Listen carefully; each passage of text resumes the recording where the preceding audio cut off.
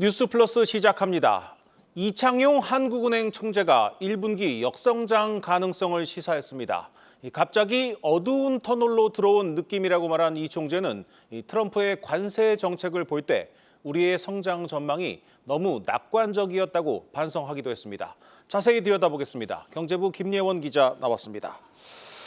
김 기자, 오늘 이 총재의 발언을 볼 때 한국은행이 2개월 만에 성장률 전망치를 또 낮출 가능성이 상당히 높아 보입니다. 네, 맞습니다. 이창용 총재는 오늘 기준금리를 동결한 뒤 열린 기자간담회에서 올해 경제 성장률 전망치를 2월에 제시한 1.5%에서 낮춰 잡을 가능성이 크다고 말했습니다. 네. 1분기 경기가 예상보다 부진했고 글로벌 통상 여건이 악화되면서 성장의 하방 위험이 확대됐기 때문인데요. 특히 1분기 성장률의 경우 종전에 제시한 0.2%에서 상당폭 하향 조정할 수 있다며 마이너스 성장 가능성도 배제할 수 없다고 언급했습니다. 네. 관세 정책에 직접적인 영향은 없었지만 이 우려가 커지면서 경제 심리가 위축됐고 탄핵 선고 지연 등 예상보다 길어진 정치 불확실성과 대형 산불과 같은 일시적인 요인까지 겹치면서 내수와 수출 모두 부진했기 때문입니다. 이 총재는 2월 경제 전망 당시 한은이 제시한 시나리오가 너무 낙관적이었다고 인정했는데요. 상호 관세가 유예됐더라도 대중국 관세율, 품목 관세, 10% 보편 관세 등 예상보다 관세 조치 강도가 높기 때문에 전망치를 크게 낮출 가능성이 커졌던 겁니다. 네. 다만 이 정책 변화가 좀 심하고 협상이 남아있는 만큼 구체적으로 전망치가 얼마나 낮아질지는 지금 이야기하기 어렵다고 말했습니다. 이미 해외 투자은행 사이에선 올해 국내 성장률이 1% 안팎에 그칠 것이라는 전망도 나오고 있죠. 2월 한은이 관세 정책의 비관 시나리오로 제시한 성장률이 1.4%인데요. 관세 조치가 예상보다 강했다고 평가한 만큼 5월 전망치는 1.4%를 밑돌아 1% 초반에 머물 것으로 예상됩니다. 자, 그동안 이창용 총재가 정부의 추경이 필요하다 강조해 왔는데 정부가 내놓은 이 12조 원 규모의 추경안에 대해서는 어떤 의견을 내놨습니까? 이 총재는 이 추경의 규모가 얼마나 적절한지에 대해선 중앙은행 총재로서 더 이상은 언급하지 않겠다고 선을 그었습니다. 네. 앞서 이 15조 원에서 20조 원 규모의 추경이 필요하고 이를 통해 0.2%포인트 경기 부양이 가능할 것이라고 이야기해왔는데요. 일전에 언급한 건 이 계엄 사태 이후 경기가 안 좋아진 상황에 따른 예외였을 뿐이라는 겁니다. 현재 논의 중인 15조 원 규모의 추경을 통해선 0.1%포인트의 경기 재고 효과가 있을 것이라고 설명했습니다. 결국 추경을 해도 성장에 미치는 효과가 크지 않다는 건데 그럼에도 금통위가 오늘 기준금리를 동결을 했습니다. 결국 불확실성이 크니까 제자리에서 지켜보겠다 이런 뜻 아니겠습니까? 네, 맞습니다. 오늘 금통위 동결의 주된 이유로는 트럼프 관세 정책 변화로 인한 성장 전망의 불확실성이 꼽힙니다. 네. 이 총재 발언 먼저 들어보시죠.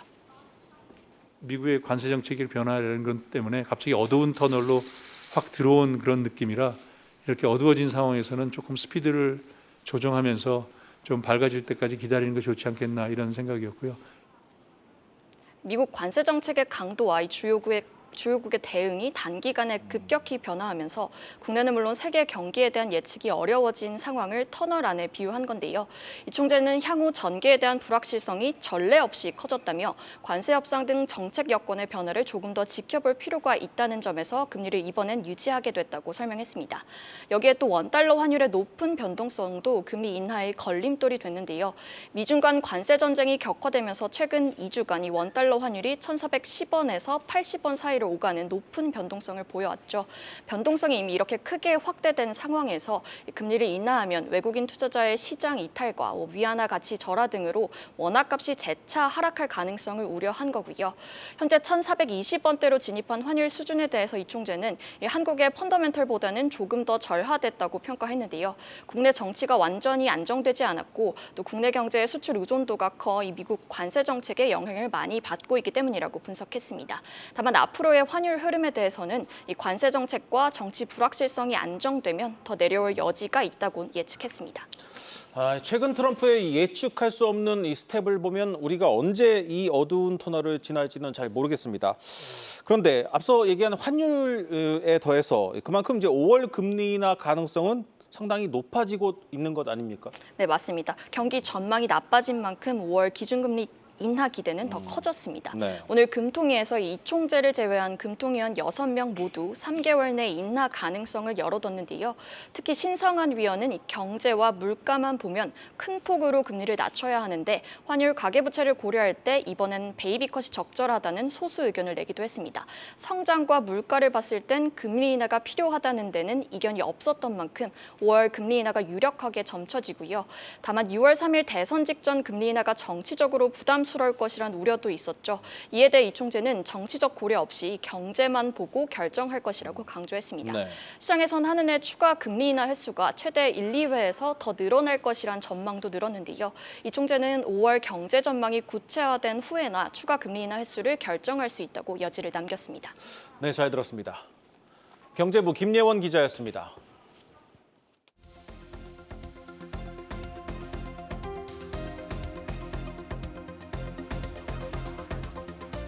일본은 오늘 관세와 군사 지원 비용, 무역 공정성을 협상하기 위해 미국에 온다. 도널드 트럼프 대통령이 미일 관세 협상에 앞서 자신의 SNS에 올린 글입니다. 미일 간 첫 관세 협의에 방위비 문제가 의제로 다뤄질 것임을 시사한 건데요. 일본 언론에 따르면 트럼프 대통령은 양국의 통상 대표단이 본격 협상을 개시하기 전 아카자와 일본 경제재생상과 1시간 정도 면담을 가졌고 이 자리에서 일본의 방위비 부담 확대를 언급한 것으로 보입니다. 트럼프 대통령은 그간 원스톱 쇼핑을 강조하면서 경제와 안보 문제를 연계하는 패키지 딜을 추진하겠다는 뜻을 밝힌 바 있는데요. 그 연장선상에서 미국은 일본산 제품에 대한 관세를 낮춰주는 대가로 방위비 증액이나 주일 미군 주둔 경비 부담 확대 등을 요구했을 가능성이 있습니다. 일본은 한국과 대미흑자액이 비슷하고 미군이 주둔하는 등 공통점이 많죠. 때문에 이번 미일 간 첫 관세 협의 결과는 우리나라에 적지 않은 시사점을 던져줍니다. 다음 주 최상무 부총리와 안덕근 산업통상자원부 장관이 나란히 미국을 방문하며 우리도 관세 부과 후 처음으로 국가별 협상에 나서게 되는데요. 일본과의 첫 장관급 협상 때처럼 미국이 한국에도 방위비 분담금 증액 등을 요구할 것이란 관측이 나옵니다. 다만 정부는 이번 협상에서 이 사안을 협상 의제에 포함시킬지 여부엔 선을 긋고 있습니다. 최종 결정도 새 정부로 넘겼고요. 하지만 트럼프 대통령은 이례적으로 일본의 장관급을 직접 만났죠. 협상에 속도를 내고 구체적인 성과를 얻어내겠다는 강한 의지를 드러낸 것이라 할 수 있습니다. 우리로서도 상호관세 유예기간 90일 안에 협상에 진전을 보여 관세 부담을 떨쳐내는 게 시급한 과제인데요. 본격적으로 관세가 부과되지도 않았지만 대미 수출은 1분기에 벌써 2%나 빠졌고 철강, 알루미늄에 이어 자동차, 반도체까지 주력 수출 품목 대부분이 관세 영향권에 들어가는 2분기부터 수출이 더 위축될 것이란 우려입니다. 트럼프 대통령이 다음 주 한국과의 협상에 직접 나설지에도 촉각이 모아지는데요. 일본과의 협상 때처럼 직접 등판해 방위비 인상 여부에 관여할 가능성도 제기되는 만큼 패키지 딜을 고려한 현실적인 협상 전략에 대한 정부의 고민도 깊어지게 됐습니다. 지금까지 세종 브리핑이었습니다.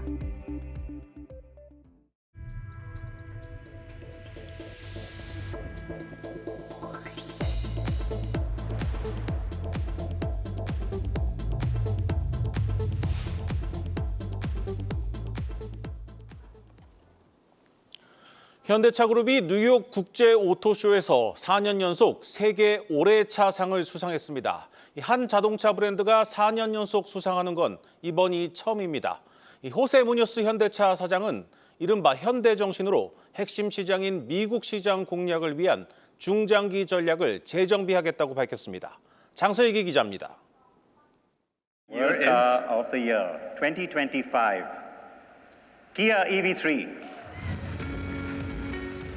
현대차그룹의 기아 EV3가 뉴욕 한가운데서 울려 퍼졌습니다. 월드카어워즈는 전 세계에서 연간 10,000대 이상 판매된 신차를 대상으로 이뤄지는 세계 3대 자동차 시상식 중 하나입니다. 현대차그룹은 2022년 아이오닉5를 시작으로 올해 EV3까지 4년 연속 올해의 자동차를 배출했습니다.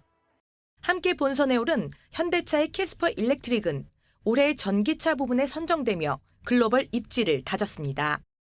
실제 미국 최대 자동차 시장인 캘리포니아주에서 올 1분기 테슬라의 판매량은 15%가량 줄었지만 현대차 그룹은 큰 폭으로 늘었습니다.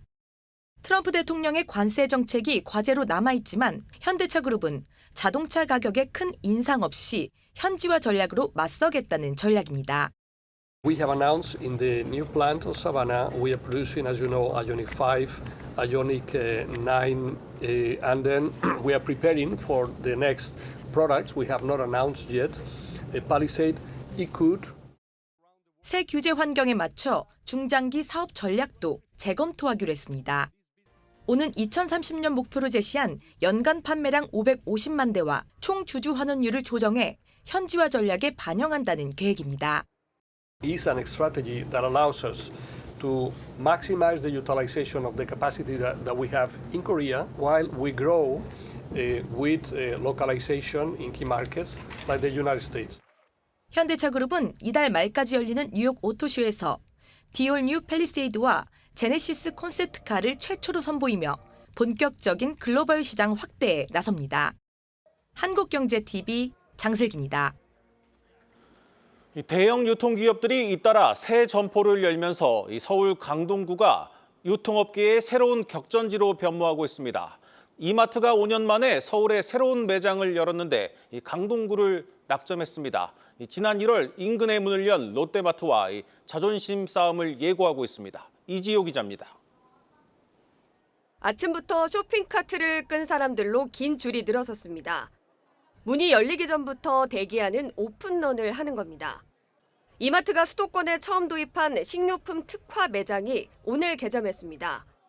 진열된 물품의 95%가 과일과 생선 같은 식료품으로 채워졌습니다. 업계 최저가 수준으로 구성한 장보기 상품이 특징인데 실제로 계란 한 판이 2,880원에 불과했습니다. 고기나 수박이나 연어나 이런 종류가 할인을 되게 많이 하더라고요. 그래서 그런 거 구매했습니다. 두리안이 있더라고요. 처음 봤어요, 마트에서 파는 거. 새로운 스타일의 쇼핑몰이 한동안 없었던 것 같았는데 이게 생겨가지고 자주 오게 될 것 같아요. 이곳은 본업 경쟁력을 외친 정용진 회장의 야심작으로 꼽힙니다. 이마트의 최대 강점이 신선식품과 새로운 아이템을 다양하게 경험하고 푸드마켓의 특별한 상품으로 구성하여 온라인과 차별화를 두었습니다. 이 지역은 오피스의 신도시를 기반으로 한 상권 성장세가 가파릅니다. 최근 롯데마트도 강동구에서 처음으로 매장을 열었습니다. 이마트 푸드마켓이 이곳 강동구 고덕 비즈밸리에 문을 열었습니다. 여기서 차로 10분 거리에 또 다른 대형마트인 롯데마트도 위치해 있어 치열한 경쟁이 예상됩니다. 점포를 정리하던 롯데가 신규 출점을 한 것은 이례적이라는 평가입니다. 강동구에 사활을 건 롯데마트 컨셉도 이마트 푸드마켓과 크게 다르지 않습니다. 매장의 80%를 신선식품과 즉석조리식품, 가공식품 매대로 꾸몄습니다. 롯데마트 측은 오픈 이후 매출이 롯데마트 2,000평대 미만 28개점 평균보다 30% 이상 높았다고 설명했습니다. 5년 만에 롯데쇼핑 사내이사로 복귀한 신동빈 회장과 넥스트 이마트 모델을 내세운 정용진 회장. 이른바 강동대전이 유통업계 1위 경쟁을 넘어 양사 오너의 자존심을 건 대결로 확산될 전망입니다. 한국경제TV 이지우입니다. 금융감독원이 한화 에어로스페이스의 유상증자 계획에 대해 또 한 번 제동을 걸었습니다. 곧바로 규모를 축소할 수도 있었던 유상증자를 왜 계획했는지 아직 주주와 시장의 의문이 가시지 않았다는 뜻으로 해석됩니다. 현장에 나가 있는 취재기자 연결합니다. 김원규 기자, 자세한 내용 전해주시죠. 한화 에어로스페이스는 앞서 지난달 17일 3조 6천억 원 규모의 유상증자를 단행하겠다고 발표했지만 27일 금감원으로부터 한 차례 정정 요구를 받은 바 있습니다. 투자자의 합리적인 투자 판단을 저해하거나 중대한 오해를 불러일으킬 수 있다는 이유에서입니다.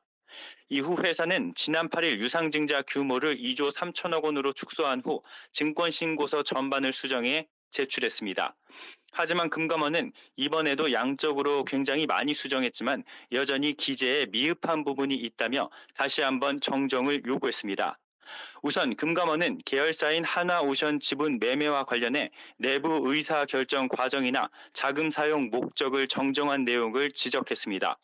이어 자금 사용 계획 부분에서도 1,000억 원 정도는 어디에 쓰는지 불분명한 측면이 있고 나머지 계획도 구체성이 떨어진다고 했습니다. 또 앞서 요구한 대로 제3자 배정을 추진하는 등 자금 조달 구조를 바꾼 것은 맞지만 이렇게 될 경우 주주와 회사에 어떤 영향을 미칠지 자세한 기재가 필요하다고 강조했습니다. 이에 대해 한화 측은 따로 입장을 발표하지 않았지만 금감원 관계자는 한화 에어로스페이스가 이번 정정 요구에 협조적으로 응하고 있다고 전했습니다. 회사는 이번 정정 요구에 따라 3개월 이내에 새로운 정정 신고서를 제출해야 합니다. 이를 이행하지 않을 경우 자본시장법에 따라 증권신고서는 자동 철회됩니다. 지금까지 보도국에서 전해드렸습니다.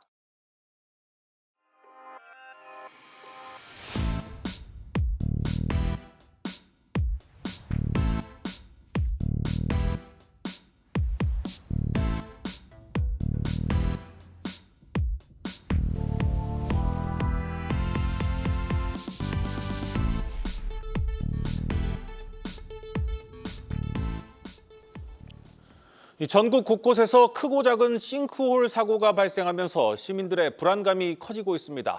문제는 도심에서 생기는 이 대형 싱크홀입니다. 낡아가는 하수도관과 지하 공간 개발이 맞물리면서 위험도 공포도 커지고 있습니다. 부동산부 신재근 기자 나왔습니다. 신 기자, 먼저 최근에 붕괴 사고가 났던 이 경기도 광명의 신안산선 공사 현장을 직접 다녀왔죠? 그렇습니다. 직접 가본 붕괴 사고 현장은 이 사고가 발생한 지 한 일주일가량 지났지만 무너져 내린 잔해가 여기저기 뒤엉켜서 여전히 처참한 모습이었습니다. 어제는 실종된 근로자 한 명이 끝내 숨진 채 발견되면서 현장 분위기는 더 어두웠는데요. 특히 사고 현장이 아파트 단지와 초등학교 사이에 있다 보니까 주민들은 불안감을 감추지 못했습니다. 직접 들어보시겠습니다. 주변이니까 여기 앞에도 되는 거 아니야? 우리 아파트도 저러는 거 아니야? 막 이러니까 웃어서 야 우리 집 팔고 빨리 이사 가야 되니? 막 이런 얘기도 하고 그러거든요. 사실 정말 많이 불안하고요. 저도 이제 아이를 키우는 입장이거든요. 계속해서 안전이 좀 위협이 되다 보니까 좀 나라에서 좀 사전에 좀 어떻게 좀 점검 같은 것들을 해주든지 아니면 이런 일이 발생했을 때 어떻게 해야 되는지를 좀 알려줬으면 좋겠어요.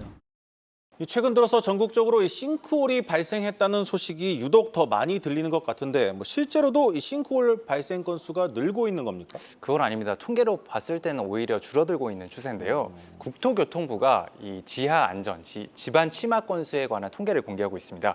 전국적으로 한 해마다 한 200에서 300건씩 발생하던 땅 꺼짐 현상은 지금 보시는 것처럼 해가 갈수록 감소하고 있습니다. 네. 서울의 경우를 보면요. 2018년부터 지금까지 115건의 싱크홀이 생겼었는데 지금 발생 건수가 특별히 늘어나고 있지는 않습니다. 서울 자치구별로 따로 집계해서 보니까 강남과 송파의 발생 건수가 서울에서 가장 많았습니다. 이 지역은 서울에서 인구가 가장 많은 지역이기도 합니다. 땅 꺼짐이 드문 현상은 아닌데 최근 차량 통행도 많고 사람도 많이 사는 도심에 대형 싱크홀이 생기다 보니까 지금 관심도 공포도 동시에 커지고 있습니다. 일단 싱크홀이 인명 피해로 이어진다는 점에서 불안감이 커지고 있는데 이렇게 싱크홀이 생기는 구체적인 이유는 뭡니까? 가장 큰 원인은 도심 지하에 묻혀 있는 상하수도관이 낡아서 망가지는 겁니다. 네. 영상을 보면서 제가 설명을 해드릴 텐데요. 정충기 서울대학교 건설환경공학부 교수 연구실이 시뮬레이션한 영상입니다. 보시는 것처럼 지금 상하수도관에 균열이 생기면은 그 틈 사이로 토사가 이렇게 유입이 되고 토사가 유실된 빈 공간으로 집안이 무너져 내리게 되는 겁니다. 실제로 전체 싱크홀의 약 60%가 상하수도관 손상으로 발생한 것으로 추정됩니다.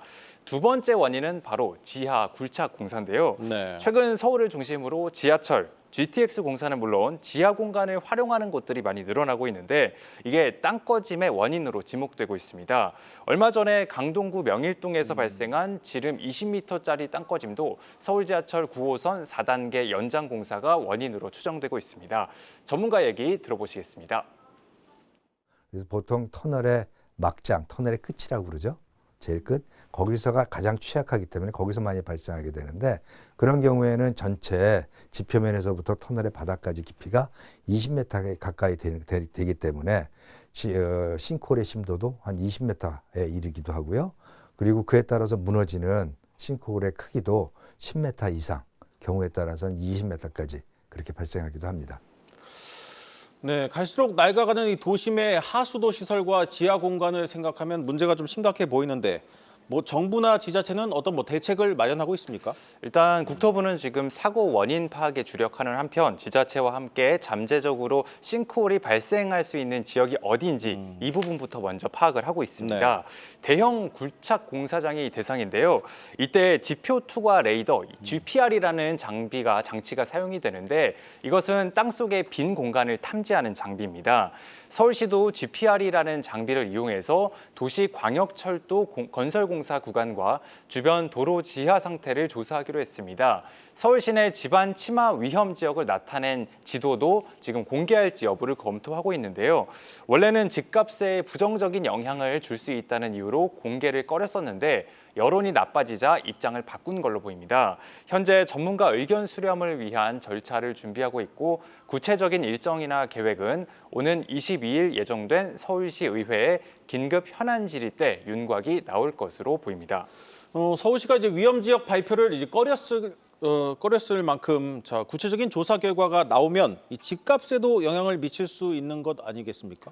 그렇습니다. 근데 싱크홀이 집값에 영향을 미쳤다 좀 단언하기는 어려운데요. 10년 전에 국내 한 대학에서 싱크홀이 아파트 가격에 미치는 영향에 대해서 연구를 한 적이 있습니다. 싱크홀이 결론은 가격에 미치는 영향은 제한적이란 결과가 나왔습니다. 싱크홀 발생 후에 2개월가량 가격이 하락했고 약 9개월 뒤에는 거래 가격이 회복됐다는 건데요. 이 말은 사람들이 금방 잊어버린다 이렇게 얘기를 해볼 수 있겠습니다.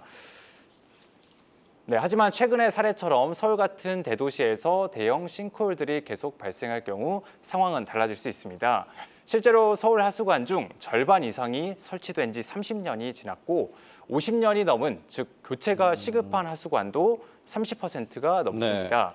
특히 종로는 절반 이상 하수관이 설치된 지 50년 이상이 됐고 용산과 성북, 영등포 등도 오래된 하수관이 밀집해 있는 걸로 나타났습니다. 서울 중심권이 위험 지역인 만큼 부동산 가격에도 영향을 줄 수 있다는 뜻입니다. 현재 서울 내에 도시철도와 광역철도 건설공사 구간이 5곳 정도 있는데 조사 결과에 따라서 부동산 시장에 적지 않은 반향을 일으킬 것으로 보입니다. 네, 잘 들었습니다.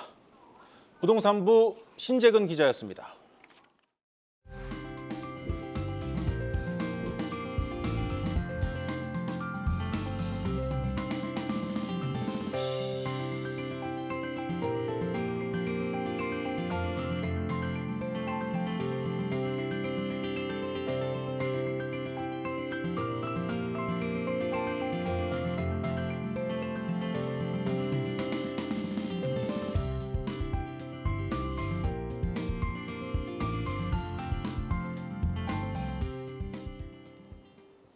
오늘 준비한 뉴스 플러스는 여기까지입니다. 함께해 주신 여러분 고맙습니다.